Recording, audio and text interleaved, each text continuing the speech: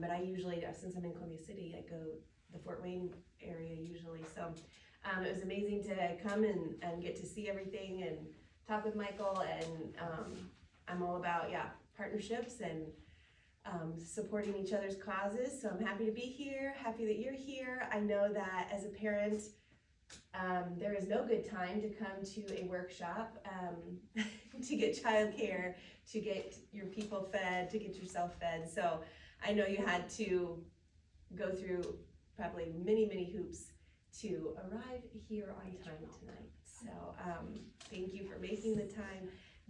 My hope is that, my plan is that you will leave with some, okay, this is what I'm gonna experiment with. As we all know, when we're raising, I call them kids outside the box, and I'll kind of talk about that a little bit more as we go, but rather than by specific diagnosis or special needs. But when we're raising a kid outside the box, things work for a while and then they don't. And there's a lot of experimenting. So I hope that I will give you something that you can confidently experiment with when you go home, and just have a little bit more of awareness of how I can be supportive to you when you need it. So I'll breeze through a little bit about myself, but this really will be interactive in order for you to figure out the kind of strategy that you want. So I'm not sure if the flyer said it, or if the Facebook said it, but we're gonna come up with a meltdown prevention plan. So what I really feel like I specialize in is helping to end meltdowns. I'm definitely not an expert in all things. My son has an autism diagnosis. I think he could have ADHD, oppositional defiant, depression, anxiety. Those would be probably qualifies, but we just haven't, done all the things. So, he had a lot of meltdowns when he was younger. So that's where I feel like I really have figured some things out. So what you can expect, I'm going to share some stories because it's my lived experience that's helped me develop what I did. I'm going to teach you some different tools and some different ways to think about our kids' behaviors. We're going to play. That's why we've got the blank paper. We're not going to be too weird, but we are going to be a little creative and playful. I definitely want you to ask questions as we go. I don't want this to be like I'm talking the whole time and you're just listening politely. Definitely ask questions or offer feedback as we go. Just wanted to start, I already thanked you for coming, but this Melody Beatty says gratitude makes sense of our past, brings peace for today, and creates a vision for tomorrow. So I know that the Magical Meadows is a faith-based organization. I'm a person of faith. Whether you are or not, if we could just have a moment of gratitude, and I'll just say a few words of gratitude, and then we'll keep going. So I'm gonna close my eyes. You can do whatever. So we just let our hearts settle, be grateful for the moments that have led us to a place where we're ready to learn tonight, where we're open to growing as parents.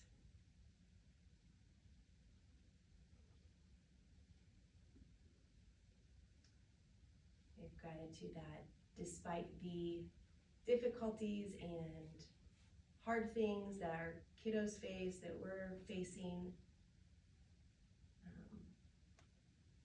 that there are lots of things that are going well and are okay with them. And then we have gratitude that we came here tonight because we have some hope. We have hope that we can keep learning, we can keep growing, we can keep supporting our kiddos. Just kind of let that warmth of gratitude in your heart settle. The thoughts of wherever, like I said, I know we all came from places. Just let those thoughts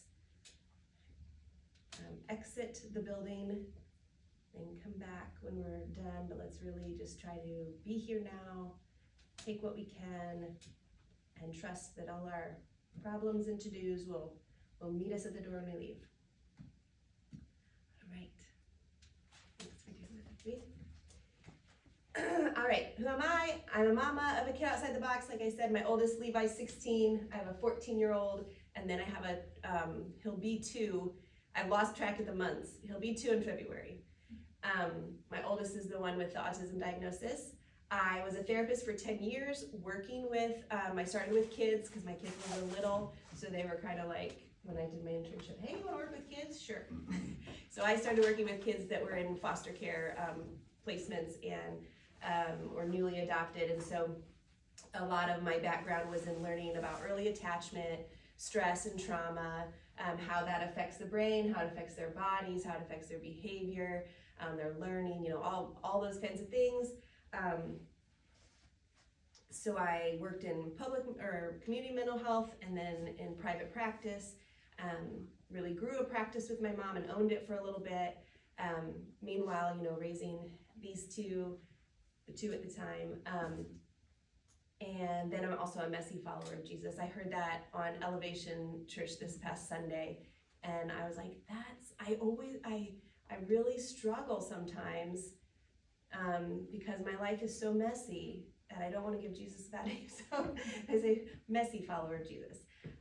Why am I doing the coaching and the education is just that I really do feel like that at this time, this is my purpose, and honestly, I got really fed up with all the professional services that I was seeking out for help, so I'll share more about that later too. What it is, coaching, which is different than therapy. So therapy is really exploring and deeper emotional things and trying to treat symptoms and resolve symptoms of in your mental health, and coaching is more coming alongside to hold you accountable, to give you some tools for you to figure out the next steps that you want to take. It's a little bit more goal oriented than therapy would be. And then what I also do is I'm creating some resources that I'll talk about later, and wanting to create some community specifically with mamas. I don't want to leave dads out, but I mean, usually it's moms that are seeking out some of the newer information. How am I doing that? Some of my gifts are just being a really engaged and present person, taking action, being a very creative, outside the box problem solver. So, like I said, the products and resources, I've made a bedtime survival guide, I've made a transitions survival guide, made some mindfulness scripts that I just made up as I was putting my kids to bed, and they worked and were helpful. There's memberships, and then there's coaching, but okay, so we kind of all shared where you were coming from and how you learned. If you feel comfortable, could you just share, why you're here, what you're hoping to get out of it, what piqued your interest enough to make time for this on a Tuesday night at 6 p.m. And we'll start wherever. Not everybody has to share. I'm talking, okay. So Serena found you through somebody else. I actually have a background in horseback riding, so okay. I was interested in what Magical Meadows did more than necessarily the seminar, but Okay. she brought it up like, oh, there's this, and I think it was yesterday when you told me about I it. think it was today, but Or it might have been today. Long days. So our son is 5. He has an autism diagnosis as well, and epilepsy. And we have a 2-year-old daughter as well. And we're just kind of trying to make it and work on his stuff and handling things. I honestly, Serena's quite good at handling a lot of his stuff. I'm not as good. I don't know if that's a boy thing or what, but very true. So Appreciate your honesty. yeah. Yes. That's the case. So that's why we're here. Awesome. Thanks for sharing that. I'm here because Christy invited me to be here. I met Christy through her son Levi, the kid that is autistic. I service him through Forte, a business that services individuals with disabilities. So I give Levi services, back services, which can pretty much be anything except homeschooling. So it can be fun.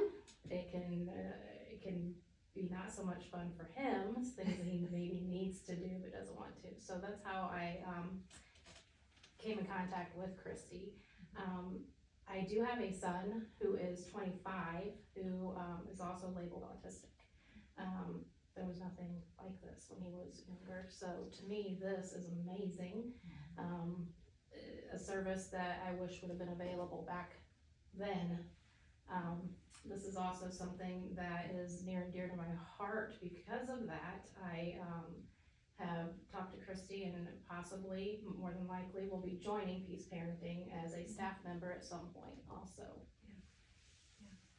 Yeah, you know how you have a lot of people work with your kid and there's some that you're like, oh, you just sigh, like they get it. They get my kid, they get how to do this. And then it helps you.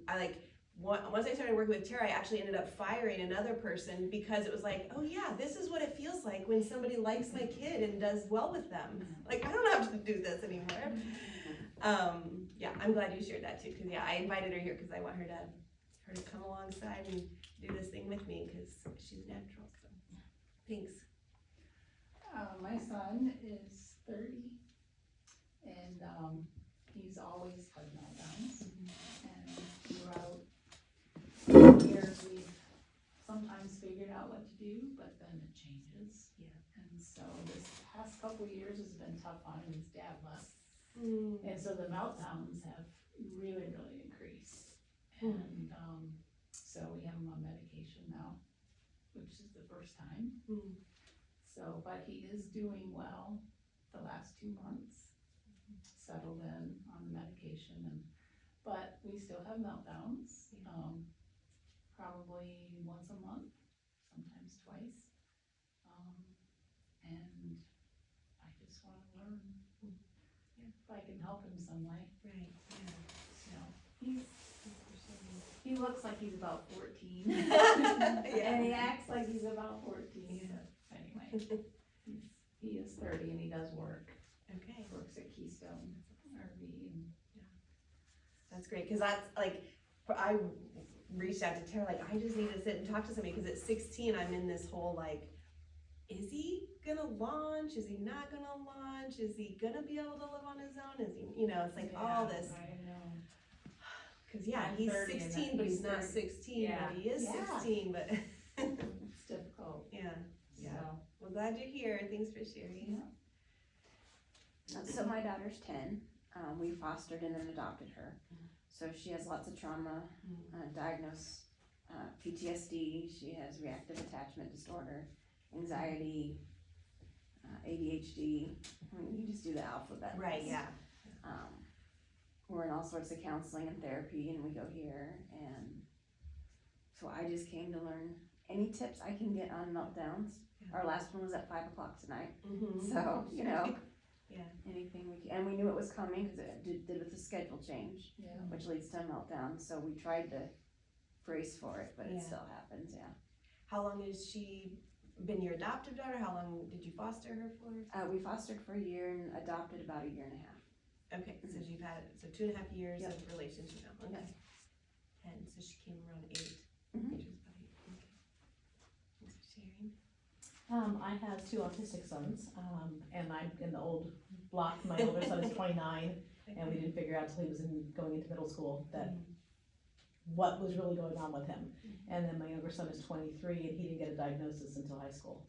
So for you guys who have younger kids, I'm so excited when I meet parents of younger kids, because there's so much more you can do if you know what you're doing, because I didn't have a clue. I made this up. And I was a special ed teacher, so I thought I knew everything, but I really didn't know anything about autism at that point. So I still teach, and I have had all kinds of kiddos over the years, and I've got one little guy that's really a challenge, and I'm here to learn anything I can that I can help him. Do you teach in the Warsaw schools? I'm in Tippy Valley, Okay, so south of here. great, thanks. I'm Amy. My daughter's Abigail. She's about to turn 9. We knew she was special from the time in the NICU. We did genetic testing on her. So there are chromosome anomalies like syndromes, and some of it presents as autism, and that opens a lot of doors. So that's a blessing. So, what I really came to kind of like just get loved on, step away. I took myself out to dinner. Nice. Good. Good for you. She doesn't want to get in her buckles, like her seatbelt. And we used to do drives, and now she'll get out of her buckles. I mean, and it's just like, oh man, I'm losing my drive. So, and we still rock her to sleep. She still sleeps next to us, just so we're not up and down all night. That's a lot. I was in a Facebook group and it was a couple months ago, but a mom had written like something like, my child's 18 and I'm still I've been raising a toddler for 16 years and that just resonated so much. Like that's how it can feel sometimes. Not for me, it's not with everything, but there's just certain aspects of his development that I'm like, yeah, we're still here and like at this age. Well, thanks everybody for sharing. So, I don't know that I'm gonna remember everybody's names, but I did wanna like relax a little more. I think everybody's a little bit relaxed, but we'll play a little game of would you rather. So I'm gonna say, would you rather this or would you rather that? And then we'll see who would rather what. Okay, we'll start easy. Would you rather be able to talk to animals or be able to have all the human languages? Who'd like to talk to animals? Who'd like all the human languages? He's unsure. Okay, would you rather be in the mountains or at the beach? Beach, ocean. Who's at the beach? Man, that's hard. I know, I think it's hard. Mountains. Some places you can have both. Okay, Thanksgiving's coming. If you could only have dressing or you could only have pie, any kind of pie you want, any kind of dressing, stuffing is what I mean. Who wants the stuffing? Who wants the pie? Who would rather watch Thanksgiving football or who would rather watch the parade? Football. Parade. Neither. All right, here we go. Would you rather go to an IEP meeting? Or deal with a public meltdown?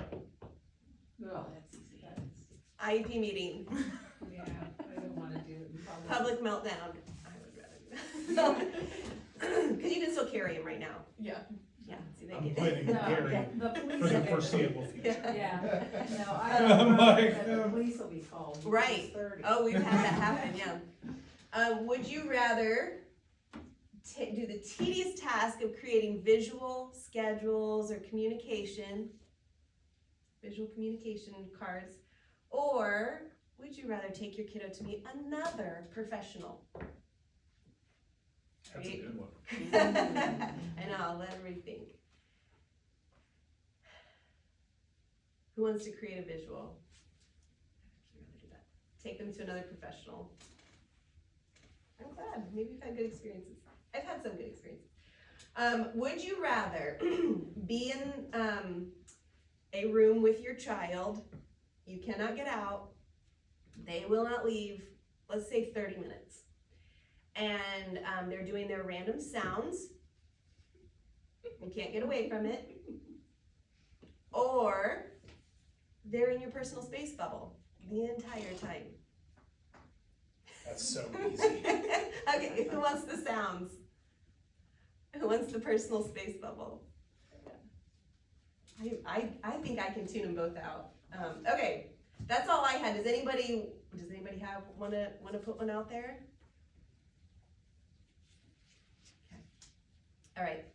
Thanks for indulging me. Oh, see, I got two things here. Okay, so I'm using the word outside the box kiddo, like I said, because I worked with kids in foster care with the reactive attachment, other kinds of trauma, kids with autism, kids with ADHD. My own kid has lots of different things. But so what I mean is less about a specific diagnosis and more about what we see, which is an intense stress response. It's almost like they have no window of tolerance, right? Like happy, like something good or something hard can happen, and they have a stress response, and that can look unique to your kiddo. Their development is outside the box of what their chronological age is, and then they have communication that is outside the box of what, you know, we are used to, or what we're supposed to be socializing our kids to be like. It also means they're still absolutely loved, valued, and able. But yeah, that's the term I'll be using. Do we all have outside the box kiddos? I'm thinking, it sounds like, yeah. I know, I just learned that you're fostering, which is awesome. I know, I'm like, maybe I should come sit at the table, because Honestly, when I- 2.5-year-old foster kid. Yeah, when I saw that, I thought, wow, you probably will enjoy this. I'm still listening and participating from afar. Well, All right, a little bit of my story. So this is my son Levi, probably a few years ago. He finally started looking like a teenager. He's 16, and in the last year, he's grown like 5 or 6 inches, gained 30 some pounds. But he always looked, whoever said, 14, yeah, he always looked super young. But anyways, just a brief overview of my story so that you kind of know how I got to here is he was diagnosed right after between 3 and 4. And I did not grow up like thinking about what kind of mom I was gonna be or what kind of kids I was gonna have or family. I mean, I kind of like just knew that would like happen. But anyway, all that to say, got married and got pregnant right away, and then had Levi. I was in graduate school at the time, driving down to Indy, and I'm a pretty laid back personality. So when he didn't crawl and he didn't walk and he didn't talk on time, I was and this is my first baby, and I didn't grow up around babies or babysitting. And I'm very much a head in the clouds kind of personality. So anyway, none of that fazed me. I was just kind of like, well, they all develop in their own time, you know, despite people saying things to me and repeated ear infections and some things that I've come to find out are typical things that happen. But when he turned around 3, my daughter was at that time 1. She started doing things at 1, but he still wasn't doing at 3. And he started to have meltdowns that were just disproportionate to the situation that was happening. So the example I like to give is that multiple times at a meal, he would take the fork, which he never used to eat with, but I would always put it there, and he would want it to stand up. And he would just flip out because it wouldn't stand up, and he would not allow us to, you know, you couldn't reason with him. I mean, you all know, you know, I couldn't show him, I couldn't like build a thing to make it so it stood up for him to be happy. No, it had to stand up like this. So that's just like one example, but that started happening more and more. And so when we took him to his well child, I was like, you know, hey, and I mean, they had been experiencing his meltdowns in the doctor's office. So they sent us for testing, and as soon as I did the bubble tests, I knew, knew that that's what it was. And I had, let's see, so I had just graduated from graduate school and was working at Bone Center. Had just been working there full time for a few months when that happened. So that was at 4. What continued on, like I said, so I've got my professional life where I'm learning and just loving this and pouring my heart into it and just super fascinated. And then I've got this kiddo that I was in total denial about. Like, I didn't read about autism. I didn't want, I mean, as a mental health professional, but I just didn't want to deal with it. So for a while, and we got him into ABA pretty quickly, which was amazing. Learned some great things from them. But as far as my behavior and my emotional state for a few years there was a lot of grief, a lot of overwhelm, a lot of anger, and a lot of denial, as I was saying, and lots of regrettable situations, you know, dragging him into his room, screaming in his face, because I was just totally, there were a lot of reasons. I I can't really say like the day that was the turning point, but somewhere, you know, within a couple years, I started recognizing that what I was seeing with kids in the therapy room, their stress response and what their parents were describing is exactly what I'm seeing at home. And so I started thinking, well, why don't I just start using what I'm learning, you know, at home? And because like I said, ABA was great and they did teach us some things, but we were taught when your child is hitting you, like attacking you, you just ignore it. And you can only do that for like so long, you know? And though what I realized is that's when I would flip out, is when I would take it and I would take it and I would take it, and then I couldn't take it anymore. And I would just rage. And so it was just like, I can't let him keep hitting me because then we just get into this dynamic, same with his dad. And so I had been trained in this attachment therapy called TheraPlay that's really about taking what every baby needs and creating and adapting it to the child's emotional age and doing like playful games that give them what they need. So for a trauma kid, it's what they didn't get. You're giving them what they didn't get, you know, in small doses through play. So there's less resistance to that. Because a lot of times kids with reactive attachment, they are like really not open to being loved on in healthy ways. And so I started using those things and it really worked. I mean, it really transformed my attitude. The things that some of the activities we're gonna do tonight, I was able to incorporate my daughter, you know, and so meltdowns didn't go away to zero, but I started learning how to cut out of the stress of the moment and enter into a more playful manner.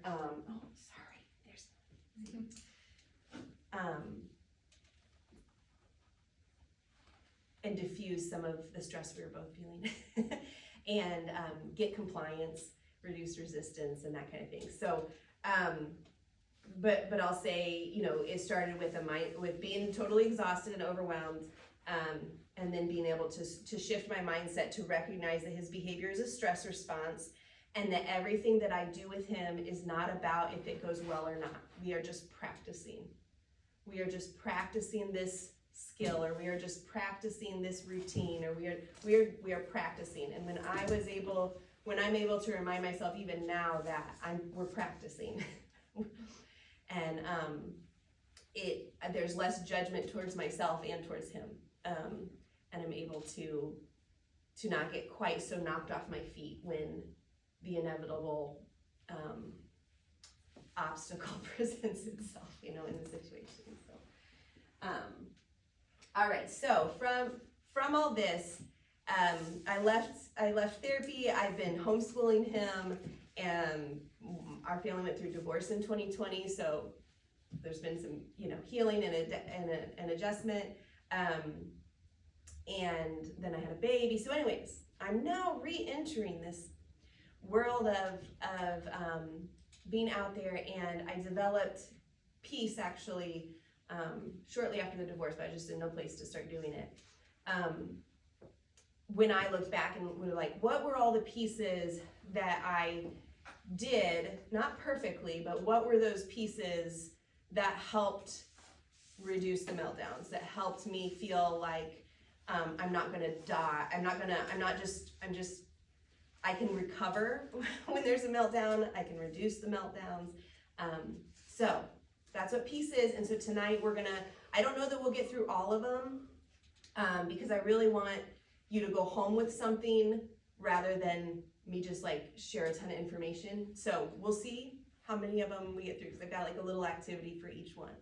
So persist is just that we're gonna see through the clouds, you know, never give up. I don't know, that's like a metaphor I use a lot. Like sometimes it just seems like we'll have weeks where it's just cloudy. Levi is just cloudy, and then the clouds part and there's like some sun, and I'm like, yes, this is like what he's capable of. This is his potential. and then the clouds come back. And it's hard. Regression is our normal, and that is so hard. So, so persisting and empowering is the next one. When our kids have so many needs, and yet we have to like keep our job, you know, and raise our other kids, and we've got all the things. Sometimes it really is just easier to do it for them. And I'm not saying that we don't, but with peace, like what we want to figure out is where's one or two places that instead of doing it for them, instead of getting upset with them that they can't do it, I'm just going to accept this is where they are. I'm going to meet them where they are, and then I'll teach you how do we decide what's one step forward towards gaining that skill, which it usually looks like cutting it up. Like in education, they call it scaffolding. So we've got an activity with that, but basically we need, you know, what I've been talking at 5. You don't know if he may gain more communication skills. He may gain a lot more independence, but it's going to be a while till you know. I still don't know. At 16, I don't know. You know, right? If you don't mind sharing, like he's been on his own and he hasn't been on his own, right? Yes, yeah. My son moved out to be on his own when he was 21. I didn't think he was ready, but he did. So I met him where he was at and decided we're gonna try it. There was an apartment 5 minutes from where we were living, so I was there, but I wasn't there. And at first he did really well. He had to leave the apartment on his own to go to work. He'd never done that before. Mom was always there to make sure he had his coat if it was cold, his work boots were on, everything he needed, you know, but all of a sudden he has to do that by himself. I just didn't think it was gonna happen. He did it. He did it. I didn't think he could keep an apartment clean. He can't keep a room clean, how can he keep an apartment clean? For about the first couple months, he did it. After that was a different story, but he showed me he's capable. He can do this. Financially, he needed my help because he would just spend if he didn't. And he knew this. He was aware of this, and so I did help him still financially and make sure he paid his rent and he had his money. I managed that for him, and he had to take transit from his apartment to work. He was doing that at home, but again, I was always there to make sure he was ready on time. He did it. They sometimes had to call him a few times to be like, hey, are you coming down? But for the most part, he did do it on his own. It came to a point after the first few months of him doing it and showing he was capable, he stopped. I think it was regression.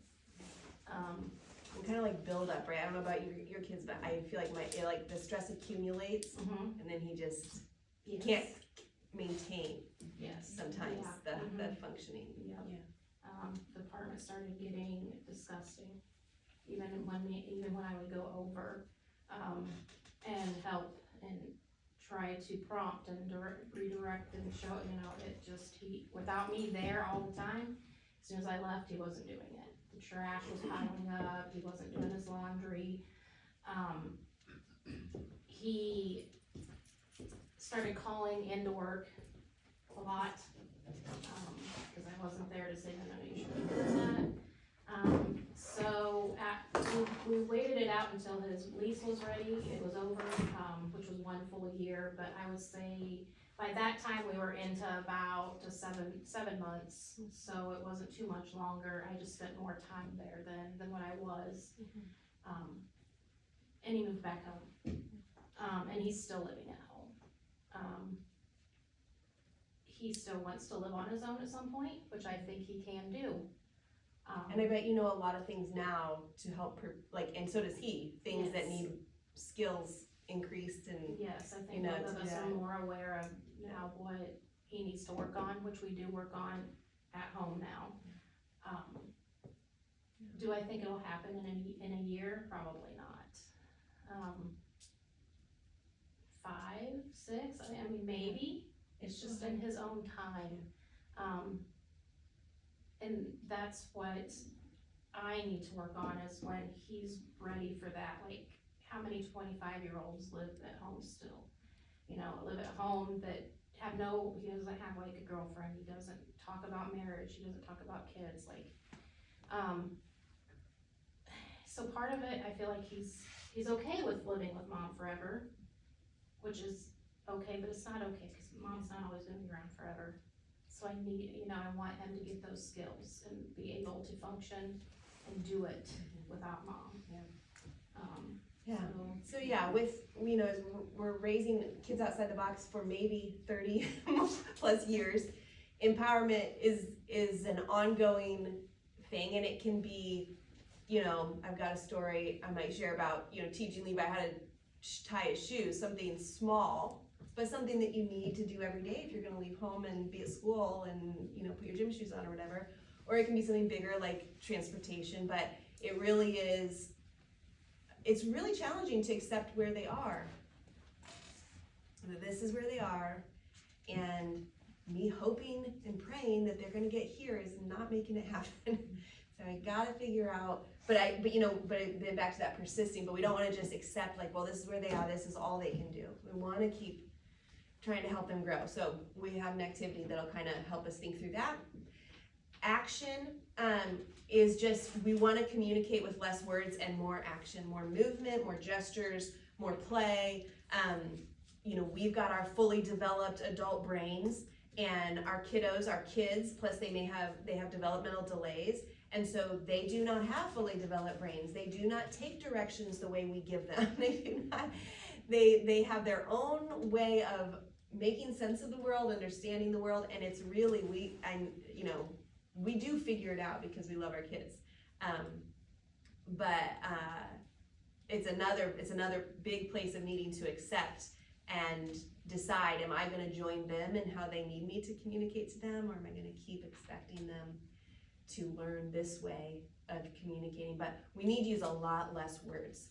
When my son is super strong-willed, and he just would feel threatened and by direction, like, and no matter how nice I said it, buddy, get your shoes on, or let's go get our shoes on. It was just digging his heels in, and a meltdown could happen, like that. And it didn't matter who you were, if it was mom, if it was grandma, if it was teacher, if it was like big burly 300-pound man, like he'd fight you. What's my point there? So I had to learn that like that way of giving directions, that like it's like this is unbearable for all of us. So I got to figure out a different way. And the way I figured out is to be very playful, because he's a very goofy kid. I think most kids do like to play and be goofy and silly. It's just a little bit embarrassing for us as adults if we're out in public, sometimes communicating the way that our kiddo wants. But we just really have to get over that. It's worth it. It's worth the peace that it brings. Co-regulation is focusing first on us being able to learn how to be a steady, I call it container. Because again, kids in general, and then you add to that kids that have different, a really sensitive stress response, they cannot calm on their own. They need us to help them calm. For us to help them calm, we have to be calm. And that doesn't mean like, ooh, but I mean, we've gotta be in a state that doesn't trigger them more. So we've got some activities for that. I would say that to me, I will just stay here with co-regulation. There's a lot of great tools out there, like sensory tools, fidgets and lights and the ear things and all the things, and all of those can be really helpful and needed and like essential, I guess. But what I found is I can't always remember all the things everywhere I go, and there's always going to be situations where the thing doesn't work, or I don't have it, or whatever. But you can always co-regulate if you're there. And so I really think it's like super essential that we figure out how to do that for ourselves so we can do that in the situation, rather than relying on making sure we've got our duffel bag of sensory tools. And then the last one, environment. Discerning what in this environment where the meltdowns are happening could be causing distraction. And it could be causing distraction because they really like it. That's the case with my son. Or because what I'm asking him to do, he really doesn't like. So he'll be distracted by anything. And this is, again, not something, I put it last, and it's like the only one that's outside of yourself because you only have so much control of your environment. In your home, you have somewhat more, but like if you have another kid, they're part of that environment, and you don't always have control over that dynamic and all that's happening.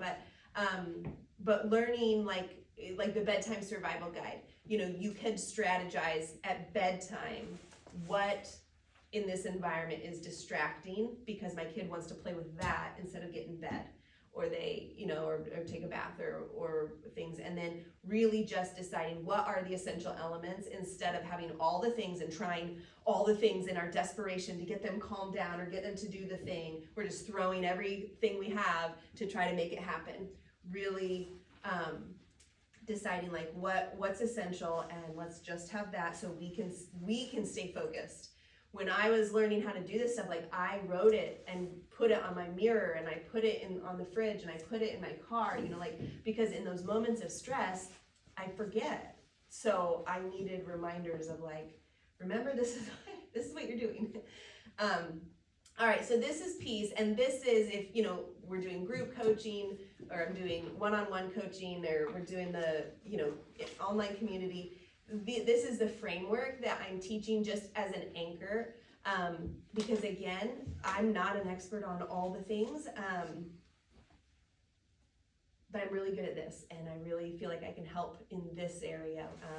Parents, especially, I really have a heart for kids, for parents raising younger kids, because I don't want you to do what I did. I'm intimidated by those of you that have older kids, but I'm hoping that that some of this will be applicable to you. So now we're gonna practice peace. So I want you to there are several white pieces of paper, and I'm gonna pass markers that way and colored pencils this way. Just take like 3. And if you don't want markers or you don't want colored pencils, just pass it on. But I want you to write on one of your pieces of paper, make it fill up the paper. No, 2 or 3 markers. Okay. Yep. Just kidding. But you're going to use more than one piece of paper too. So I want you to write real big the letter that you're most interested in doing first. We don't have to go in order. So do you want to learn more and gain more skill in persisting, in empowering, action, co-regulation, or environment? So take up the whole piece. Yeah. Can you read back the slide? Oh, sorry. I Yes. suspect. I had it on mine. I'm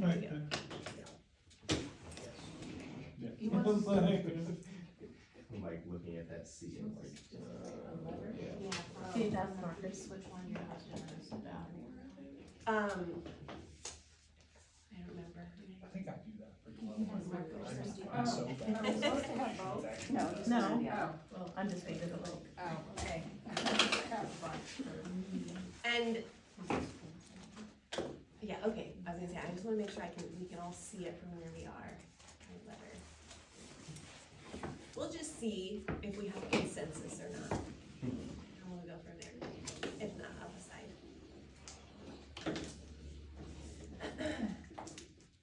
And if you chose an E, you need to write EM or EN, so we know.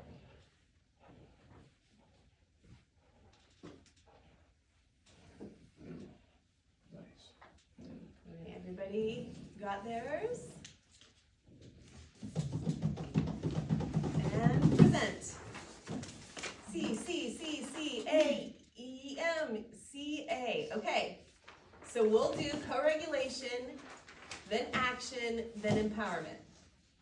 Empowerment's one of my favorite ones, so I think we're gonna be good to get there. Okay, co-regulation and action actually are together, so we'll definitely get to empower, as far as activities I have. Okay, so co-regulation and action, what the activity I chose is because they do go hand in hand. Co-regulation also, you're going to be using less words. You are using the power of your presence more than what you say. They are experiencing you. They are knowing how you are without you having to say a word.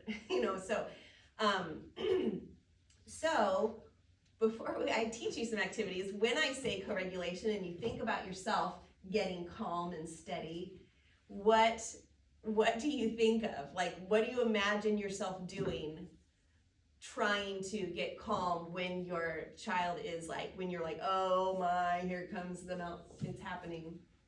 Are you just like, that never happens, or? Going to my room and closing the door. Okay, I'd have to leave the situation, yeah. No, but for real though, Yeah. like, Walk away. yeah. That's the impulse. The impulse is like, and maybe what you actually do, yeah. Anymore, I'm leaving. Yeah. Yeah. Lots of deep breaths. Mm. Okay, yeah. Anybody else? I'm okay during.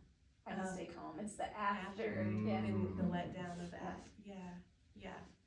Okay, so most of us, our child going into meltdown is an uncomfortable experience. So all people, all humans, when we're uncomfortable, there's pain, we want to either escape it, avoid it, control it, change it. So yeah, so that go to my room maybe be a learned response, because if not, you'll try to control it. Mhm. Or just snap. Yeah, Yeah, I'm bad at chaotic sound, like, okay. I don't know if Yeah, that's gets under your a skin, me yeah. thing, like, even like grandfather clocks clicking, and then like abrupt noises with that, I can't do it, and Disconcerting, yeah. yeah, as a result of having a 5-year-old with ASD, when he gets going, it becomes meh, meh, meh, meh, meh, and Yeah. by that amount of mehs, Mhm. I'm like, okay, we are at dad's limit for that noise, and he's gonna make it for the next hour and a half. I make it about 30 minutes. Yeah, no, she's wildly better at that part than I am. Like, Sounds familiar. yeah, it's. So, yeah, so what we've touched on is, what we imagine is us trying to make ourselves calm, right? What we do so we don't lose it. But what I'm gonna challenge us to think about is that we need to shift our own state into a playful state. So instead of trying to like stay calm and like tamp down on our frustration or on our anxiety or discomfort, we're gonna actually just try to shift into a playful state and manage the sound by engaging him in something different, so that hopefully the sound will go away. Because, right, you can't just tell him, stop it, right? That doesn't work. And you also can't handle more than 5 or 30 minutes of it happening. So, like, we gotta do something different, right? And maybe he'll grow out of it, maybe he won't. So that's the route we're gonna go with co-regulation is, this is the emotional state or the stressed state that my child is in, whether it's happy or mad or sad, but they're there, and in order for me to get them out of that or help them to get into a more grounded, steady place, it's not that I'm just gonna be grounded and steady and like pull them up out of the pit. I'm gonna like get their attention with something playful that shifts their attention and then also shifts their whole emotional, physical state. Like kids, our kids just, they don't feel calm often. And so I think it's kind of, it sounds counterintuitive, but I just don't think I think we're kind of making ourselves crazy trying to make them calm. Because they have such a small window for it. I think we can help widen that, but okay, so that's what we're gonna do with our activities. So these are gonna be playful. I'll really need input from those of you that have older kids, how we would modify this, or if maybe it would just totally work. So I'm gonna teach you quite a few activities. Okay, I need like a situation that you encounter that, and then I'll pick the activity. So somebody share, what's a common situation that will bring your child to have a meltdown? His iPad game quits working. Not working, yes, okay. Holy cow, yes. Oof, that's such a hard one. Okay, so tell us more. So when that doesn't work, does he throw it down? Does he start yelling at it? Both? He first starts, he starts muttering, Muttering. and then if he still can't figure it out, then the swear words Start. Which he doesn't typically swear, only in a meltdown. Okay. So the profanity Mhm. comes, and then if he just escalates, and he's like pushing really hard on it, Mm-hmm. and he's even thrown it, so. Okay. So he's broken probably 4 of them. Sure, yes, same. in his life. How is he with physical touch? Does he like physical touch or not? Yeah, he's okay. He loves like his back rub. Yeah, okay, awesome. Okay, we're gonna do the weather report then. So, and I just want you to think about, how this would look. So the weather report could be done with something like this. Your child's sitting there, they're getting frustrated, because you can come up, we're gonna do it on the backs. It could be something that you do at bedtime. It could be something in the morning, like my son's a hard get up in the morning kind of person. And I get really naggy, so I could do this instead and see if it helped me to keep my mouth shut from, come on. What else would weather report be good? It could be good out in public if they're like having to wait a long time and, or things aren't going as planned. As long as your child enjoys physical touch. Now, if they don't, like if they can't tolerate a lot of, like my son doesn't like a lot of tickle touch, so it'd have to be like firmer, or you could put more barriers in between your hand and them, like a blanket, a pillow. Again, we have to experiment. So we need to find a partner. So we'll just partner up. Is that okay? Amy, you and me? Okay. So one of you is gonna be the parent. I'll show, if you don't mind, we'll do it first. And I'll just have you stand. And we'll pretend go ahead and turn around. We'll pretend that you're on the iPad and you're super frustrated. Here it is. And you're cursing and all that. So I'm just gonna come up and, you know how to approach your child. I don't know how you'd approach your child. And I would just start telling the weather and giving a weather report, or maybe again, you can improvise. I'm gonna do her state right now. Oh, it's okay, it's a cloudy day, and there is some lightning and thunder.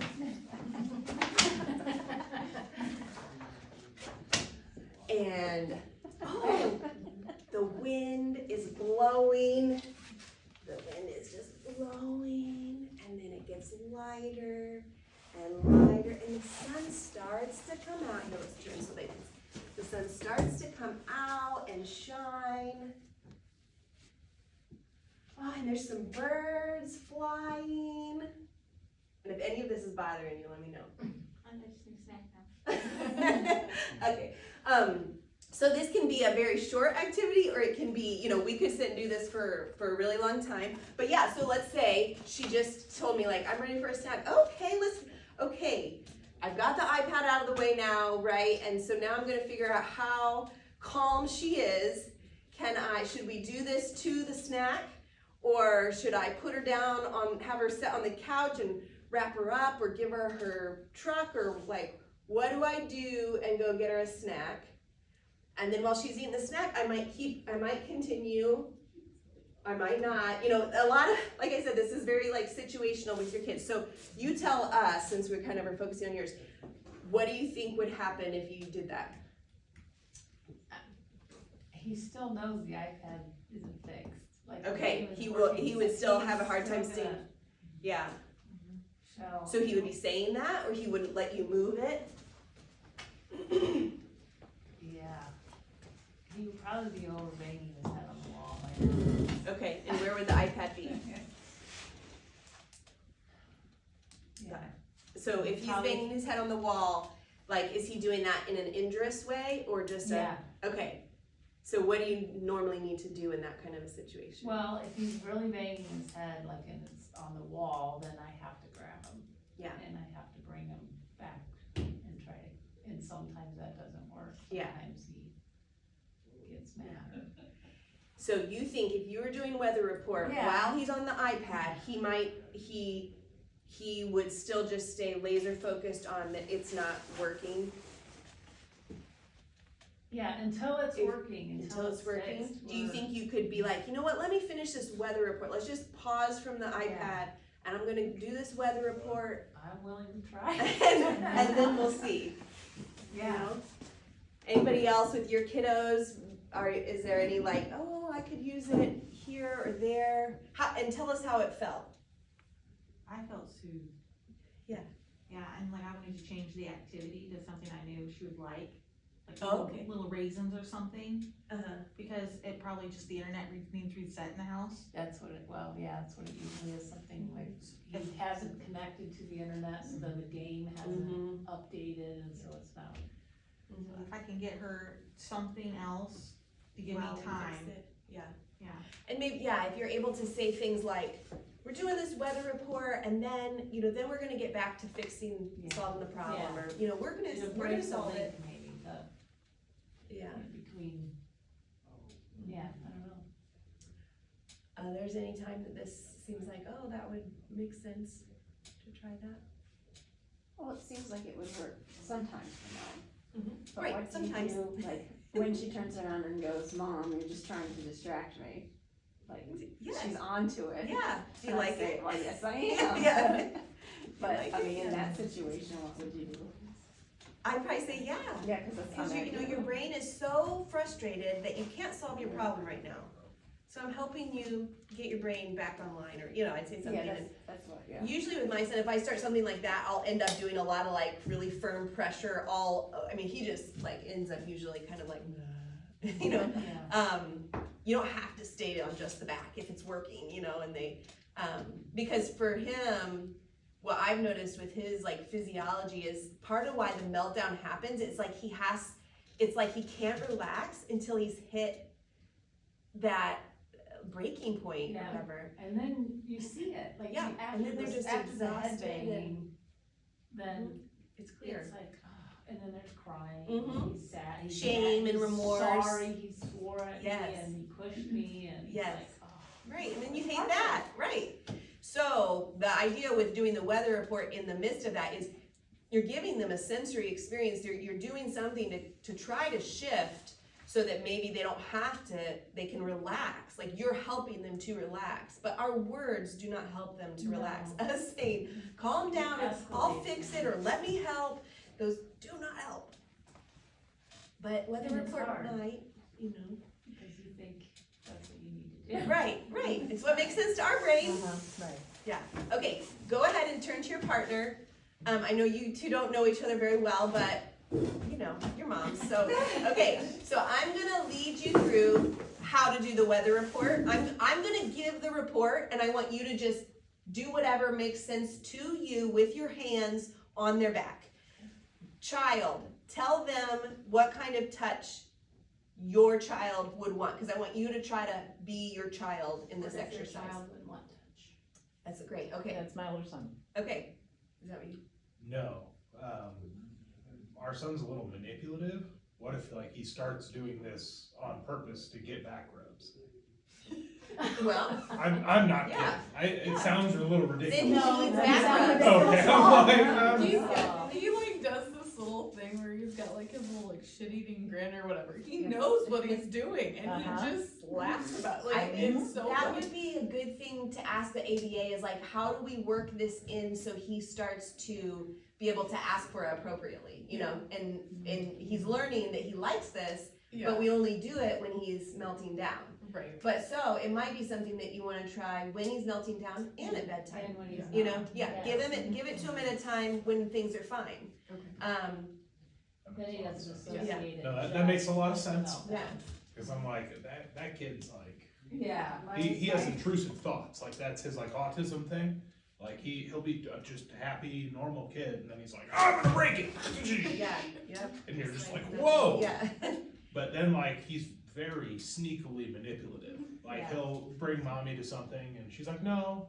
And then he'll like get his sister to bring me to it. And it's like, nice play. Yeah. Like, So if your kiddo doesn't like touch, would they, like they don't like touch on their backs, or like would they let you do a weather report on their hand? No. I don't know. Yeah, Okay. I'm not sure, but Okay. I honestly don't think he would. If they are not liking touch, then weather report is probably not an activity. So can you let the other person be the child? And you be the parent doing the weather report? Because there will be an activity that hopefully will be helpful for you. But yeah, they're not all gonna work for all of us. So Okay. Amy, you come over here and you can practice.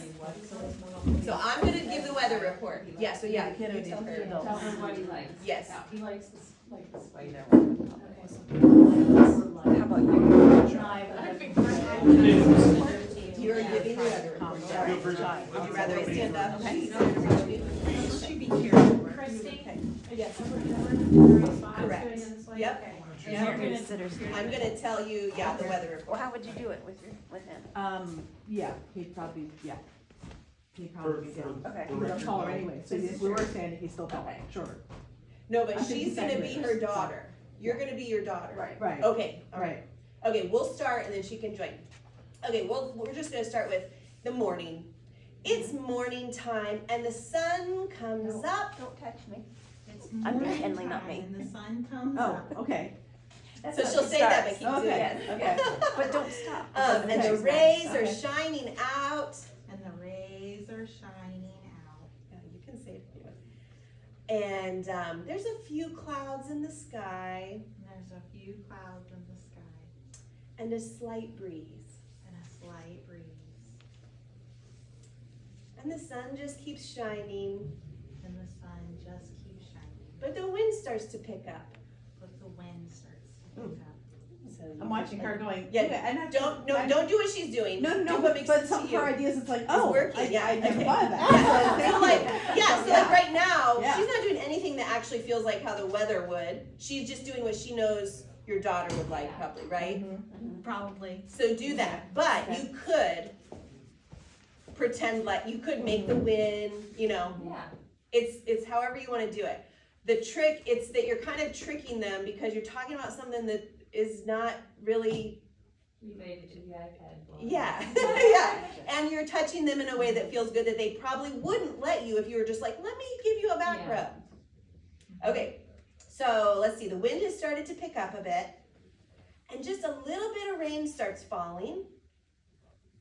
And it begins to be big drops of rain. Drop, drop, drop, drop, drop, drop, drop. Drop, drop, drop, drop, drop, drop, drop, drop, drop, drop. And that wind is really picking up, like really picking up. And the rain is getting faster and heavier. And then it just stops. And the clouds start to part. And the sun comes out. But it's dinner time, so the sun starts to go down. And the owls come out. Woo, woo, woo. And everything goes to bed. Okay, those of us who were kids, what was that like? I think he would like it. You do think you would I like do. it? I think she would like it. What do you think you would You're like? very I fast. just listening to like. I did, which is of weird. What's happening. Yeah. And but so I'm our, feeling it. I yes. mean, so our job as the parent is to not rush through it. Just let it take some time. Talk slowly. I think it's just the environment. And do you notice how my voice kind of would get quiet and then it might rise a little bit, but I mostly was keeping it pretty quiet because he's agitated, so I'm wanting to bring him down a little bit. Because if he's agitated and I try to be super silly, that's still a similar like physical state, you know, it's kind of that giddy, like hee hee hee hee. And so we don't wanna just keep him in that, so we wanna bring him down a couple notches, so what did it feel like for you to be the kid? And what- I mean, I think my son would love it. Okay, I didn't like it at all. okay. Which is weird for me because I'm a touch love language Okay. guy. But no offense, but I think it's you guys. Oh, While right. she's rubbing Like, my oh, back, I'm yeah, like- it is. And she's narrating it, and I'm like, this is like semi-intimate. And my wife's rubbing my back in So front of tonight, all try these it people. again. So I was like, this is uncomfortable. But I think Jax would love it. So Do you agree? Do you think Jackson? Probably. He's so funny though, cause like sometimes he wants you to touch him and sometimes Right, he of doesn't. course, And so yeah. sometimes at bedtime I'll try to like kind of rub his back and Right. he goes, Yeah. and like then other times. And so here's another, oh, go ahead. I was just gonna say with the back rubbing thing, that's huge. Troy has always wanted that and asked for it, and as he got older, like in high school, we had to put a stop to it. Because of, like, girls were rubbing his back. Oh, And then yes. even in the last probably Mhm. 2 years, he's like, we go to the Y and I find out he's in the sauna asking strangers to rub his back. Yeah. So we've had to make a list. Mhm. It's a list, Yeah. who's on the list. Right, and so you would wanna do the same thing of like, for the weather report, these are the people that That can Give- do the can weather give the report, weather same report. people that can rub your back, your Yeah. mom, your dad, yeah, your aunt, your uncle, your Yeah. grandma, that's it. exactly, yeah, That's good, very- yeah, specific and boundaried, yeah. And he still sneaks sometimes, I find out. Yeah. Cause it feels so good, and, Yeah. And it's a Yeah. young girl and yeah. he's like, He's human. He's still human. He's, and I will typical say- in that way. Another key is like, let's say they're in one of those moments where they don't want it, they don't like it. And then you're like, don't just be like, oh gosh, it didn't work, and now I don't know what to do. What I would suggest is like, let's say they're, they don't want it, or they whatever. You just start doing it on the floor, or you can just start doing it on your own hand. Still do the weather report, and just see if still your voice. I wouldn't be surprised if eventually they kind of, make their way over and are ready then for the back rub. Because our kids do that. Maybe they really don't, or maybe it's a power play. I mean, it doesn't matter what the motive is. Our goal is not to be successful, but to get them a little bit calmed down. So if strategy 1 doesn't work, I'm just gonna modify it.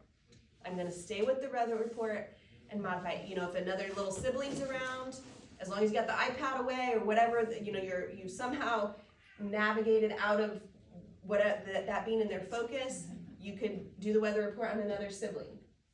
That'll really get them to want it to be on them, So, any other questions or comments with weather report?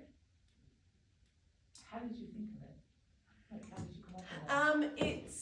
It was one of these theraplay activities that you do with kids with attachment, and because it's a nurturing activity, but many kids with attachment issues reject nurturing activities. So it's a way to nurture them without them having to ask for it, and without it being too intense. Like a hug it would be too intense, but a back rub, or like a back rub with blankets in between or something, they might be able to tolerate, yeah. And since kids on the spectrum are different, variations of our kiddos, like they tend to have sensitivities, so they may either really like touch, or they really don't, or they need it modified in a certain way. You might find that your kid likes this, there's something about the way you're saying the weather report, or if you add drop, drop, drop, the rain drop, drop, drops. Drop, drop, drop, the rain drop, drop, drops. Like that itself, that's rhythm always regulates. So whether you're doing it with your hands or you're doing it with your voice, you can, if they won't accept the touch. I just find the touch to be, it's soothing to me. I want most of the time, I don't always want to hug him and stuff, but I do. I want him to feel better, and for me as a mom, that's my natural, is to touch him. So, but he definitely, there are times he doesn't, so I just use my voice. Okay, that's one if somebody's agitated. Let's somebody give us a situation where you're wanting them to do something and they just don't wanna do it. And they're like verbally arguing with you or refusing. They're not in total meltdown yet, but it would be a situation where if you kept pressing, it would turn into a meltdown. Anybody share a more specific situation? She has learned to be like vertically stiff Mm. and not put her pockets in the car seat, Not put her pockets in her her butt in the car seat. Oh, okay. She has to sit on her- Oh, so she'll get really stiff so you can't get her in there. Yeah, and she's Yes. holding out for Okay. a Rice Krispie. Mm.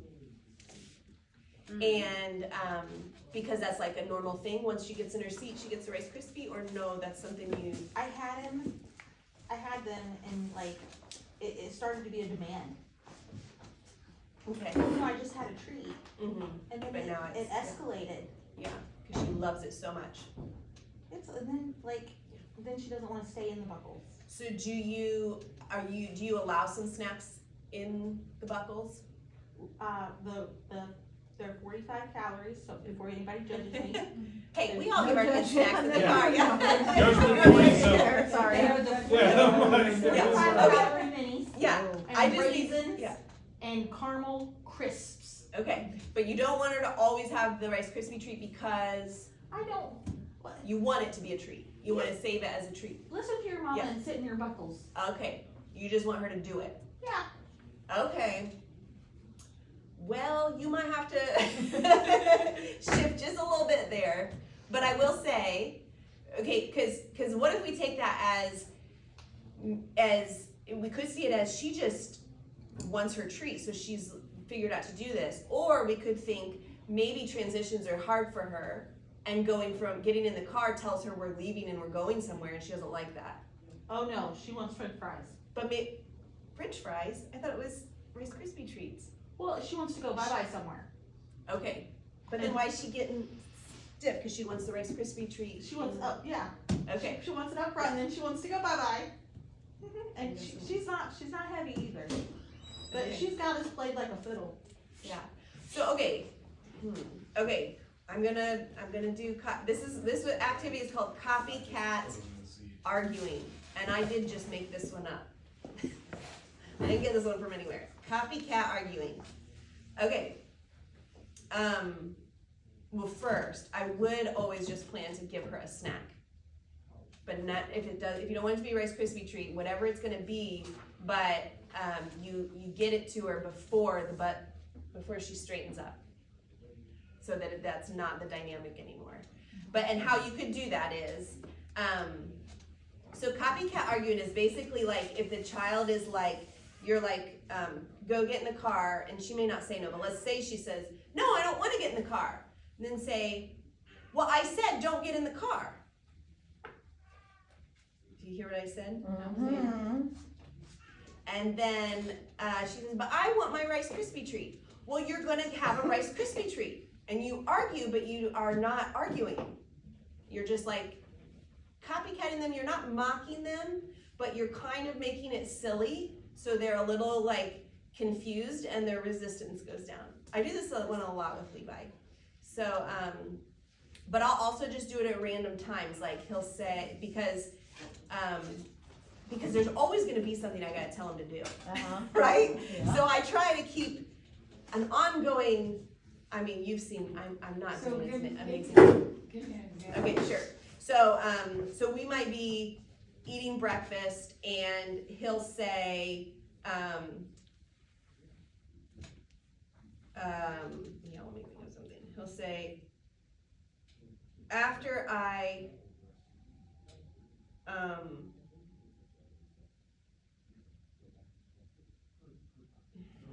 blanking. Okay, I'm gonna have to go back to hers. Yeah. Okay, so that, because I'm blanking it. So, so then she says, you say, okay, it's time to get your shoes on.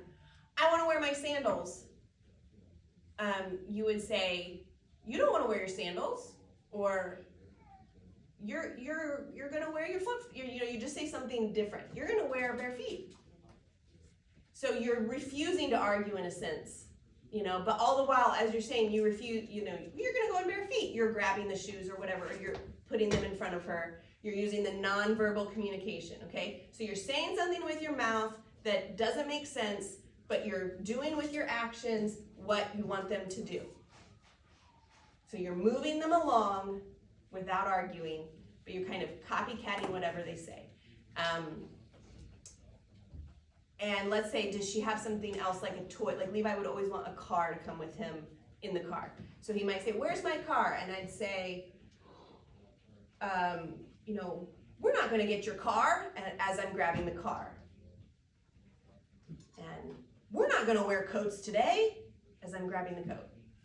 So we're being playful and we're being silly. What I mean by like when, I'm trying to think, we do it all the time. And we just do a play on words and he really loves it.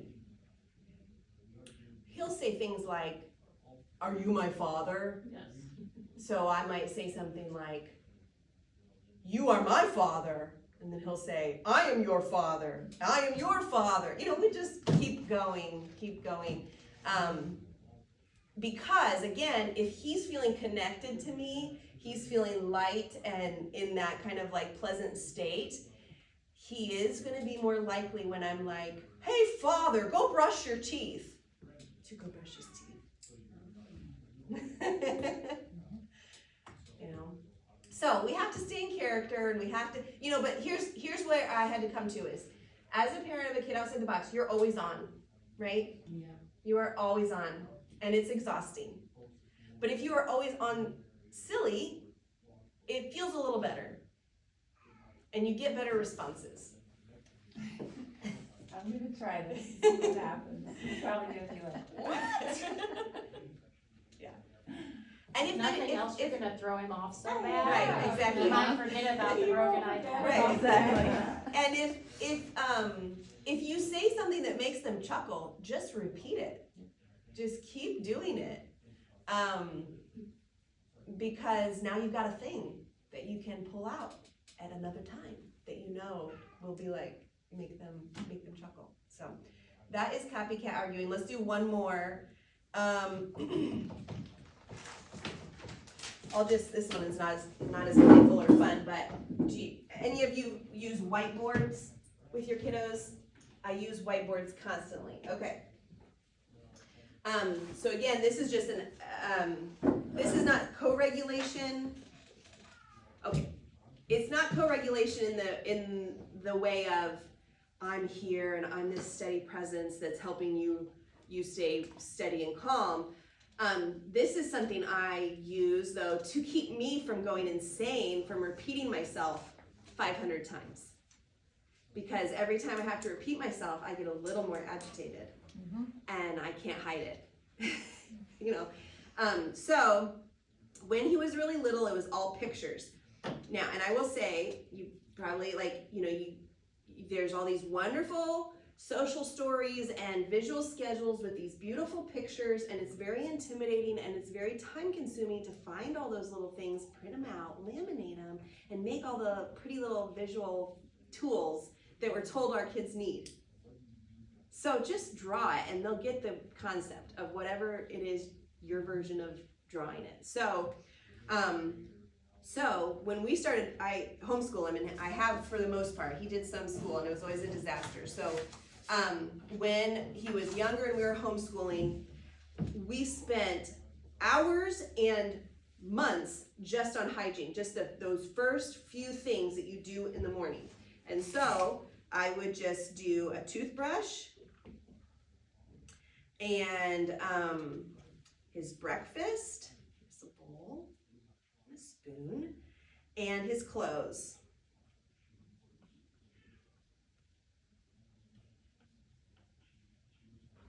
And his underwear. Right, we gotta draw it all. Okay, so I didn't give myself enough space here. So I might do this, and then I would also draw the thing that he wants to do, because he doesn't want to do any of this. He could care less. So what he wants to do is get his cars and put them on the track.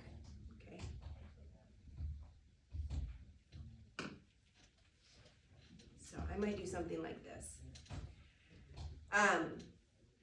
And then what we're doing is we're brushing teeth, eating breakfast, and then we're playing with our cars on the track. Then we're getting dressed, then we're doing that, then we're getting back to it. Now I wouldn't keep going through all that, but this is a helpful tool because it's right there in front of them, and it helps me use less words because I just say, we're right here, you know. Now I might go grab the toothbrush. I might, you know, I was pretty like, I don't care where you brush your teeth. The first thing is to brush your teeth. So if you want to brush it in the bathtub, you want to brush it outside, like, I don't care where you brush your teeth. It's the teeth get brushed. I don't care where we eat breakfast. Now, as this got smoother, my expectations got bigger, you know, more developmentally appropriate. But in the beginning, I mean, literally, the child would rather lay on the ground all day than do any of these things, and he would just lay on the ground all day. So I had to have something that I knew he would want to do, and I couldn't say you have to do all the things, because even it just is too overwhelming. It's just too much. He doesn't want to do any of it. So I always had to put the things. Sometimes I would do, as he got older, and I would want him to cross it off. He never wanted to cross it off. Maybe your kid would want to have the satisfaction of crossing it off. I always thought he would, but he doesn't. But I would do, let's see, okay, so I do the brushing teeth, and then I do plus clothes equals his cars. Now, the key is, I can't have the cars available, right? So every night, the cars went up in a box on the fridge. So they were only available once this was done. He couldn't sneak downstairs and start playing with it before I tried to get him started. Okay, now I still wanted to do the third thing, but I wouldn't put it on there because again, it's just too much. So once we're done, then I would just do, it was breakfast. How did you get the cars away from them? Hold on, good question. Then I do that, and then I do his cars. My car's getting worse. Okay, so I would just do it one at a time. I learned that, yeah, he really couldn't handle many things. And even now, so now I write with words and I just do check boxes. And I write. And he doesn't do well if I have a whole list, and I do that sometimes. Like 4 or 5 things. So that's my idea of, it helps me use less words. It helps me stay a little more regulated because I'm not repeatedly saying all the things. I'm just prompting the one thing we're at. It's also, if you have a resistive kid like I do, like this is telling him what to do, not me. Uh-huh. Oh, yeah. Yeah. Or maybe Carr would drive up and tell him what to do. And then what to do. Because I really want to play with you, come on, let's go get our clothes on. And we drive to go get the clothes on, you know. So I highly recommend whiteboards. I would do that when I was teaching him time too. This is just a side note, but like, I'd be like, you know, we have this much time to get ready. And I make the clothes. And we have this much time for breakfast, this much time to drive in the car, and this much time to go swimming. And this was me trying to teach him that if it takes us this much time to get our clothes on, we don't have time to go swimming because we still have our breakfast and we have to get in the car to drive and go there. I'm not gonna say that worked, but I don't know. I mean, but I did it a lot. That was a good idea. Right? But that's, so the reason I share it is the whiteboard opened up, like, it just helped me remember to like keep trying to use pictures instead of my words. How do I get this across to him? How do I try to help him understand what I'm saying? Because my words do not work. Yeah, I found that out. Yeah. So we have a list, like even he does it every day Mm-hmm. and stuff. But he still the needs the stuff list. on it is like, Yes. it's not brushing your teeth, but it's shaving. He hates to shave. Mm-hmm. And I've had to compromise on how Same. many days we shave, so I mark out the Yes. days he doesn't have to. Exactly, So yep, he can see that he only Good. has to do it 3 times a day, yep, and, yeah, he's- exactly. I think he's always gonna need that. Right, and now we have, well, he did have a phone for a while, but kept breaking it in anger. But on the notes app, I'd made a checklist and that was working. He didn't always, he would check it before he did it and then forget to go do it. Yeah. But he, but His water bottle gets cruddy, so on the list is that, yeah, rinse your water bottle. Exactly, So yeah. every day he rinses it, Right. he goes over and checks it off. but if you just I told told him him, to, And right, shaving, I Right. say, you need to go shave and Right. load so up. for you guys with younger kids, tap into the power of Pictures. a puppet or a picture or something else telling them what to do. Just like, so, my partner and I have been together almost 3 years. He's very structured, very scheduled, routine, okay? Their dad is not. I'm not, I do it because I have to, but that's not my tendency. Okay, I share all this to say, so, Lyle really helps me to be consistent with rules. I hate rules. But anyways, we wrote them down because he and I were struggling with me remembering the rules, and then the kids were not following the rules. And he's like, I don't like to be the one that's always like, hey, remember the rule. And at what point is there a consequence for breaking the rule? Okay. So I said, well, I need it written down because I forget. So we wrote them down, we put them on the fridge. Each kid has one. They haven't put them in their rooms yet, but it's, I think, 9 or 10 rules. And then the consequences are just a loss of privileges for 24 hours, and they each have, whatever that is to them. But anyway, I didn't do that when he was little. But the other night, he loves to listen to music, but then it becomes a source of frustration, right? Because he can't find the song he's looking for, and because he has no phone, he's gotta use my phone and then stream it to the Echo Dot, and then And the Echo Dot's stupid. the Echo Dot is such an idiot, and, yes. So, there's just 100 ways that it goes wrong every single night. Oh, yes. And so one of the rules is music is off at 9:30 because I'm off at 9:30, I don't wanna deal with this stuff. So, last night I forgot the rule because he got home late because he does an after school or a youth program. And he asked to listen to music, and he hates to shower, even though once he gets in the shower, he's in there for an hour. So I was gonna let him listen to the music to get him to take the shower, because of course he's like whining about how tired he is, and he can do it tomorrow, and well, can I listen to music? Yeah, and so I have given him my phone, and then I remember, it's the rule, and it's written down. I promise I have a point to this story. So I go to him, and instead of just being like, oh, it's past 9:30, you can't be on your phone, I said, the rules say music is off at 9:30, buddy, and it's 9:45. Oh, I mean, he was mad, but it was nothing like it would have been mad if I'd said. Yeah.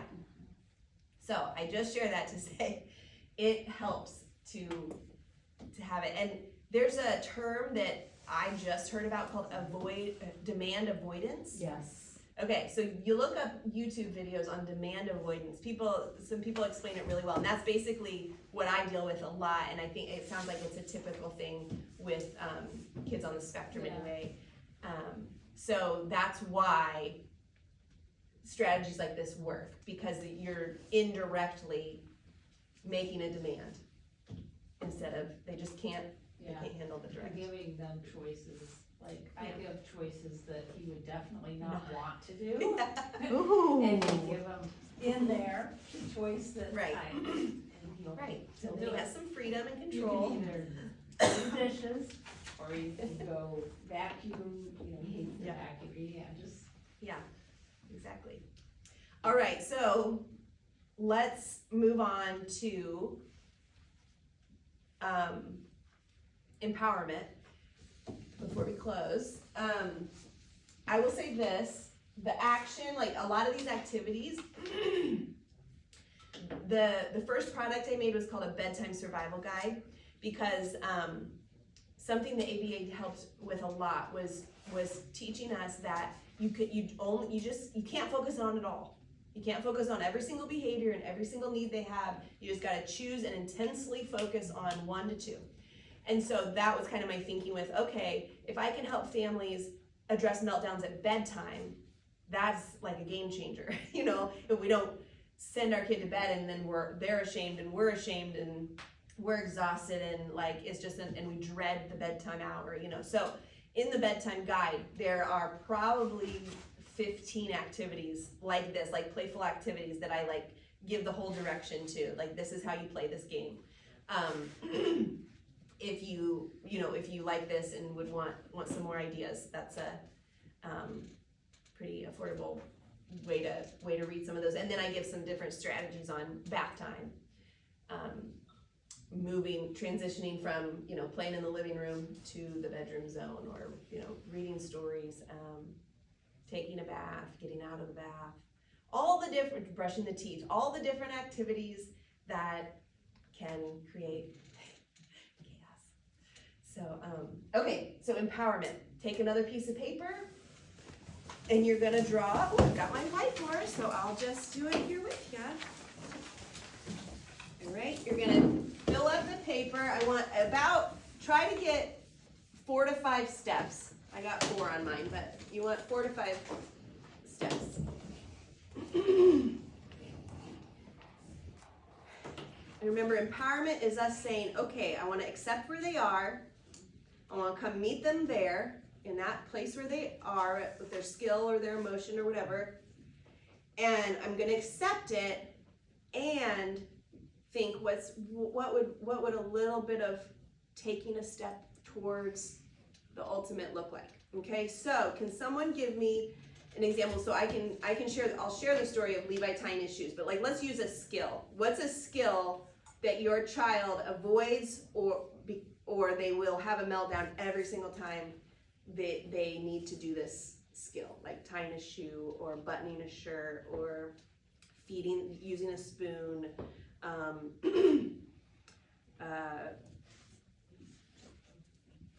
navigating the like, yeah, is the internet on, is the iPad on, is the, you know, the technology or whatever.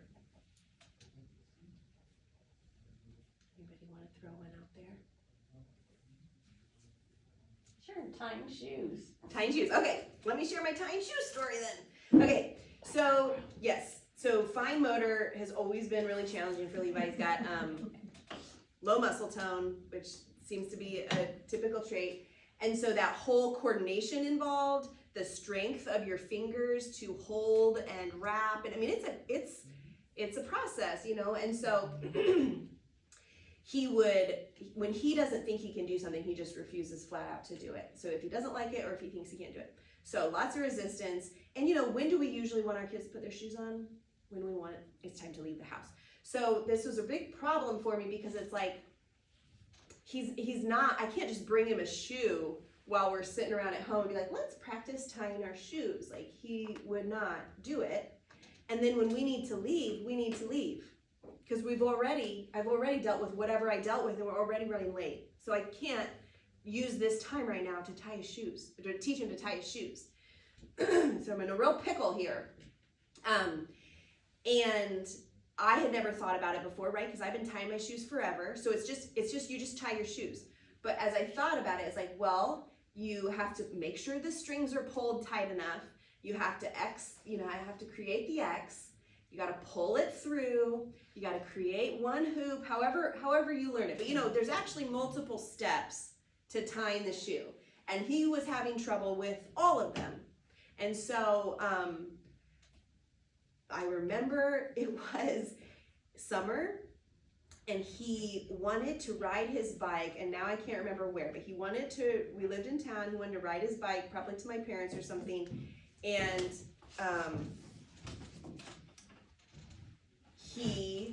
before we'd always just bought him shoes that didn't have laces, right? Because then he can just slip them on, which I totally do that. But he's so rough on his shoes that he'd just go through them. And so I would use hand-me-downs. So I had some hand-me-downs that were tie, because he'd torn through his slip-ons. And anyways, I just was like, this is the moment, right? Like, he doesn't have to get anywhere on time. He really wants to go, and he knows he can't like ride barefoot. He hates, I mean, even now, like, the boy is always in shoes or socks. He's never barefoot. So he's motivated to have shoes on. And I am in a place where I can battle this out. If this takes 20 minutes, 30 minutes, like, I can do it. You know, I can't always do it, but this day I was like, I can do it. It was a nice day. We were outside. So but I just was like, make the X. And I didn't time it, but you know, when they're stressed, I mean, it could have been 1 minute and it felt like 15, I don't know. But it was a very long, stressful time of him refusing. But and I was able to stay calm, and I just say, I know you can do it. You can, you know, and cross. Now, again, if they're older and they might hit you or whatever, but we had gotten past the, like, he's not going to charge me right now over this, but he's going to, like, kick and, you know, say lots of stuff, and the neighbors are going to hear, but whatever. This is the moment, so I'm digging in. You know, do you ever have that where you're like, no, this is going to happen. This is going to happen, and this is the moment it's going to happen. So I just stayed calm until he crossed it, and then I did everything else for him. And then the other shoe I did for him. So what happened in his brain was frustration, stress, overload, can't do this, won't do this, don't want to do this. Fine, do this, relief. Okay, and then mom helps me, support, right? Now, did he the next day or the next time? Yeah, we did the same thing. You know, I don't know how many times we did the same thing, but I will say that over time, he started to cross both shoes, and I would do everything else. Then he would cross both shoes, and he'd bring it through and pull it. And Tara can probably testify to how long it still takes him to tie a shoe, but he doesn't get frustrated most of the time. Doesn't need to ask for help. He can tie his own shoe. I watched him today try to put a boot on with it still tied. Yeah. Cause he doesn't want to tie his shoe. I Yeah. And I just watched him, and he tried a couple times, and then he was like, okay, he untied it, put it on, and yeah, it took a little while. Yeah. For both boots to be on and tied, but he did it. Yeah. Yeah. So that was that I'm not proposing that empowering our kids is easy, quick, fun, but we can. But it's about choosing the thing that we're going to focus on, the moment, the timing, the situation that is the best opportunity for that. I think, you know, and again, back to like having to let go of what other people think, you know, and we actually took a break from shoe tying, I think for a year or more before we came back to it, because we got new shoes that he didn't have to tie and whatever, you know, so, but I have to just let go of that. All my friends' kids are tying their shoes, and, you know, my grandpa's like, why can't he tie his shoes? You know, like, whatever, you know, yes, we're at wherever, and I'm tying my 10-year-old's shoes.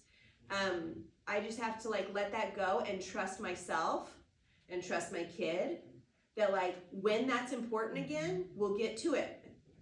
But I can only tackle so many things at once, you know? And we did that for a while, like, and then it wasn't. And like the same thing right now, he hit like major burnout for school. We haven't done school, like academic stuff, in like 2 months.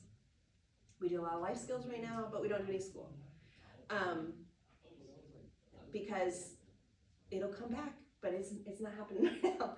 Whether it's him or it's me or both of us, you know. So anyway, okay, so on your stairs, I want you to think of a small thing that's a big thing. So it's a skill that they need, that they absolutely avoid or refuse.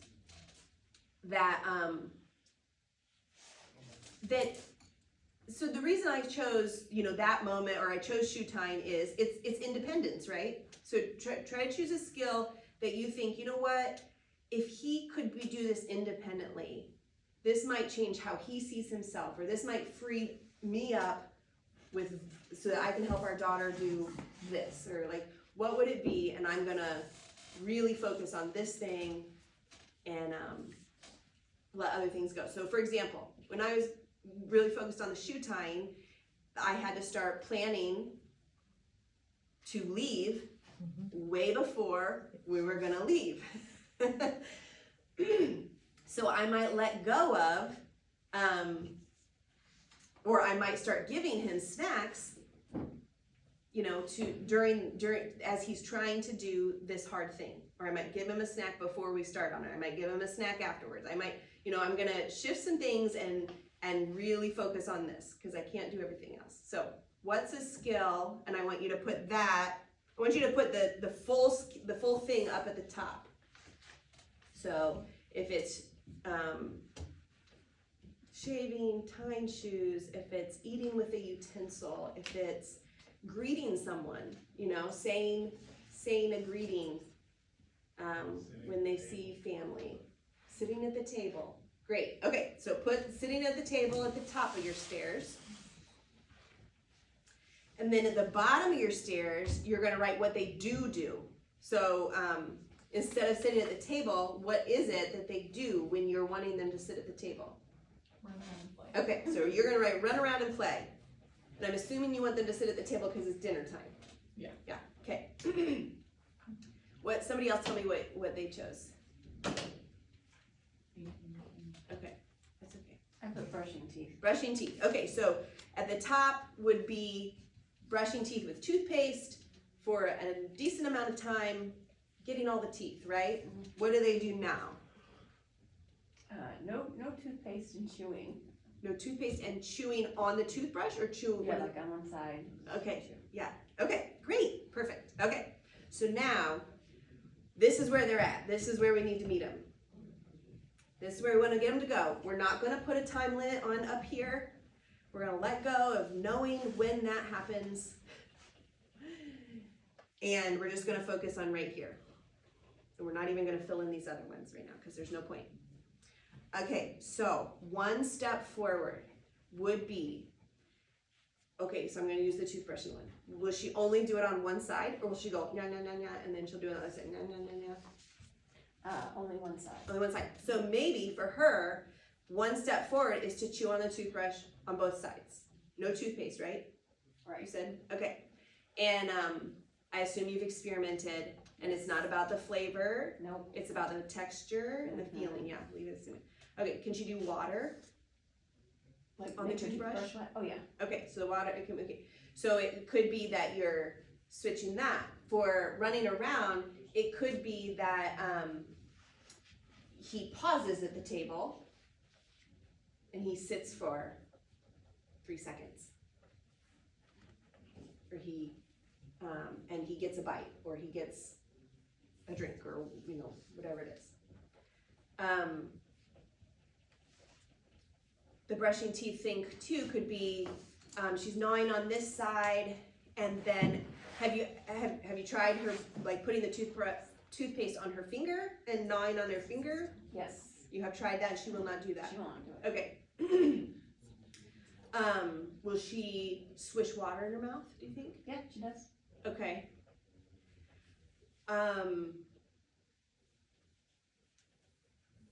Tell me all the things that she won't do that you've tried. Anything moving the brush in the right way. Okay. And we've gotten to her now, so half the time there's toothpaste on it. Mm-hmm. But like, she won't use a electric battery one at She all. doesn't like It has to be a manual. Okay. And she would rather rub tissue over her teeth or something than Because brush. that both the texture of the toothpaste and the texture of the brush, going in yes. those directions is uncomfortable. Okay. So with her, another thing could be, so it could be, like I said, okay, trying to get her to chew on both sides, because the step forward is she's just getting more comfortable with the toothbrush being all over her mouth. And then she's gonna be trying it like this, you know. And that's forward movement. Or you could try something like, I don't know if she would like showing her, like, are there other kids in the home? No, okay, so then you'd have to do it, like, do you have a partner, spouse? Okay, so one of you's holding the toothbrush, the other one is the toothbrusher, and so the one holding the toothbrush is like holding it still, and the other person is moving their face on the toothbrush. Instead of this movement, it's this movement, and there's some control, because I'm getting to move my body. It's silly. She might be willing to try it and experience that feels different, or she might hate it. Or it could be something like, so Levi was super active, so with toothbrushing, and this is in the bedtime guide, what we would do is he loved any kind of running tag game. So like, the way we'd normally get in the bath is I'd throw his clothes at him. Like I'd take his shirt off and then we'd just run around and I'd be like hurling his shirt at him and he'd be, at me, and then we'd take another piece off and then we'd get him in the bath. So what I would do with toothbrushing is we're gonna do 3 on this side. 1, 2, 3, and then we're gonna go play blah, blah, blah, blah, Or if they can't handle verbal, I would just have it there and throw it in their face. And then they're like, ha ha ha, and then, okay, let's do 3, and then let's do it again. And you throw it and you run around. So it takes a long time, but it already takes a long time, right? Yeah. So again, this is that thing of like making it playful increases compliance. It's not gonna make it faster, but it increases compliance, and by increasing compliance, they may experience that the thing is tolerable. Okay? Because a lot of times they're saying no because of anxiety about the sensory piece of it or some aspect of that activity. So the play kind of brings their guard down, and they may be like, oh, this isn't so bad. So based on what you think, put your next thing. It seems like everybody did. Okay, so the reason I say don't fill out the whole stairs is just like that might feel good mentally, but that doesn't mean that that's the way it's going to go. So you really should just do the next one, because there's still plenty to think about here. Okay, because you got to think about, am I going to do it every night? Am I going to do it on Mondays? Am I going to do it a few times? There's still plenty to think about, which we're not going to get into because we've only got 10 minutes left. But that's the idea of empowerment, and does that kind of making sense? Like we really cut down, and it almost feels like we're taking a step sideways, not a step up, but it is progress. And sometimes our kids surprise us and they like go up a few steps, it's not always that every single part we have to teach. It's a mystery. We won't know until we're doing it.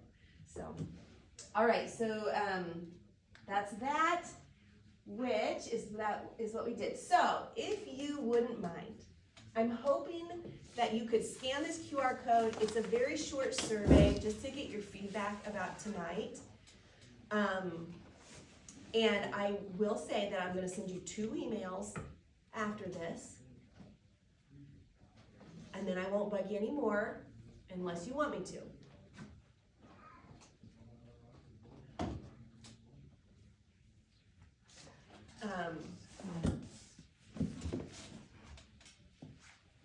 But I would love if you could go around and everybody, if there was something that I said like meltdown prevention plan, which you probably imagined I was going to give you a worksheet and we were going to fill in step 1, step 2, step 3. But that's not what I meant by meltdown prevention plan. I meant I was going to teach you some activities, and hopefully one of them you're going to go home and try to see if you can utilize it as part of a meltdown prevention plan.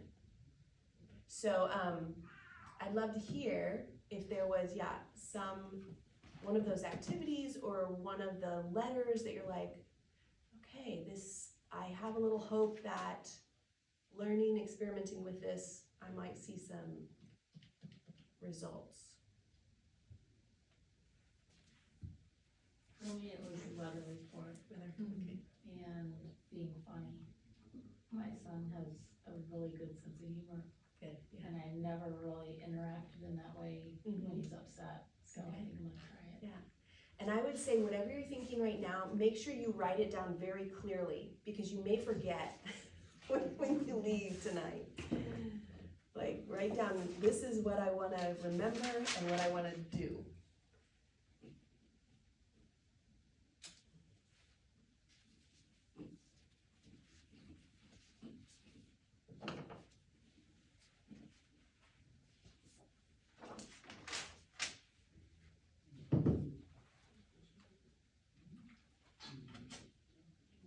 Anybody else, anything that you wanna, yes? Our son doesn't really have meltdowns in the traditional sense. Mm-hmm. He like stims and does like Mm-hmm. repetitive tasks, but like he very rarely like freaks out or Mm-hmm. like, It's usually from loud noise or like just really tired or something, and we kind of wonder if it's not with something to do with his seizures as well, like if maybe he just had a seizure, or, cause he's got like the absent seizures, so you Yeah. don't necessarily No. see it. So we're not exactly sure, but he's so funny, cause like sometimes he can, like you'll say, well, you can't go outside until you put your clothes on. Puts all of his clothes Right. on, puts his shoes on, puts everything on, Yeah. you know, and then another time it'll be like, Right, I don't care. I can't do this, I don't, you know, and it's like, and I don't know if from one day to the next, if he kind of sometimes loses skills, and Right. so, you know, It's so hard to know. it's hard Yeah, to push him too hard, Right. but like, yeah. I need to work on this empowerment thing for sure, like, not always just doing everything for him. Yeah. Because I think he wants me to do everything for him. Yeah, but- and it really is a real thing that like Monday they can do it and Tuesday they can't. Yes. I mean, it is just, Well, it's frustrating for us, like at ABA therapy, like they do a really good job there and everything, but like when we talk to them about Jackson, they're like, we don't really have kids like that. Like, we haven't encountered like kids that like lose speech, like, cause he'll have a bunch of words and then he loses all of his words, or he can do all of these things that they wanted him to do and they pass him out of it, and then now he can't do them. Like, okay. they're like, yeah, our kids either don't get there or they get there and they move on, where he's just like a back and forth. Yeah. And so I like totally hearing, experienced that. Yeah. hearing your story is like, it's a little bit disheartening, but also like good to know that it's not just us and that, you know, like there's, yeah. it's a normal thing too. It's weird too, because it feels like his limitation's communication. Yeah. Like he's wildly capable of, Yes. like It makes you realize how much communication like gets in the way, it makes it. He can climb to the top of like a 7 or 8 foot thing with basically nothing. Like he finds footholds everywhere and does it. Like he's very physically capable and he's a very good problem solver. But he doesn't talk, and then we and the don't intrusive know. thoughts always win. Yeah. Always. Right, yeah, Yeah. it's a strong loop. Yes. Okay, so if you, now what, if you are liking this stuff and you wanna do more stuff with me, I'm actually gonna do a holiday reset. I'm gonna release it next Monday, but it will officially start like December 1st. So basically like 4 weeks of small little encouragements or actions that we'll take, we'll have this private community, and every day there will be something, just to help us prepare for the holidays, because they can be such a mixed bag, you know? So that's what, when I send you an email, it's gonna be about that. Like, hey, you know, if you're interested in this, here's how you can get in the group. But it'll be, you know, I'll be sharing activities like this. I'll be going live and just talking about tips and tricks with holiday stuff, things to think through. But also what I'm hoping is obviously we'll just share collective wisdom too of things that and help each other out. Cause I definitely don't have the holidays nailed, but we've all learned some things in the trenches. So if you're interested, you could scan that QR code. And then, That will be in an email? yes, I will send it in the email. What did I just do?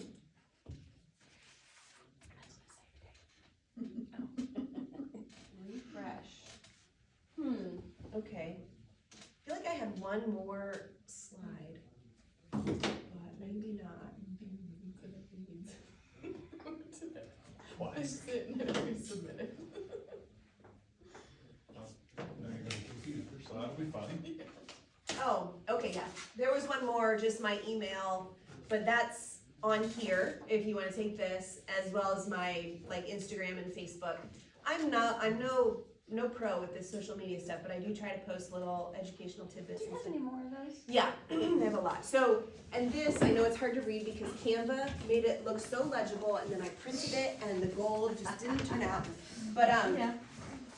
this is a little bit about the family intensives, which I didn't even go into, but, oh, yeah. Thank you. But there's a QR code there to, learn more too, so.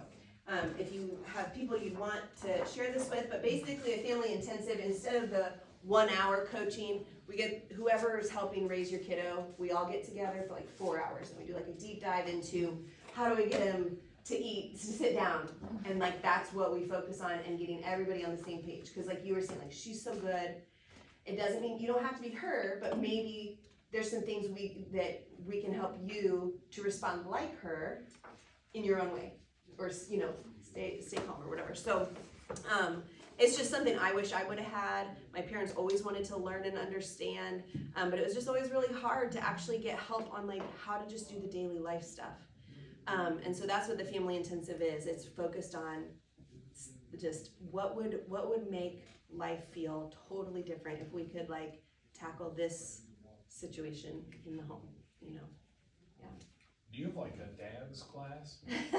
I don't, but I just met a dad who is doing something similar to me, and there's a podcast called the Autism Dadcast. Yeah, I subscribe to it. Okay, I love have that for, one, like, yeah, last but they're year, in like yeah. Australia or something, yeah, I mean, they're great. Yeah. They've given me a lot of really good wisdom, yeah, and their experiences are very similar to mine, but it's yeah, like, my experience, like especially with our kids, is like, my dad's in his mid-80s, I have an older father, so I was raised very traditionally Sure. masculine, physical discipline, like, that's what I know, yeah, outright.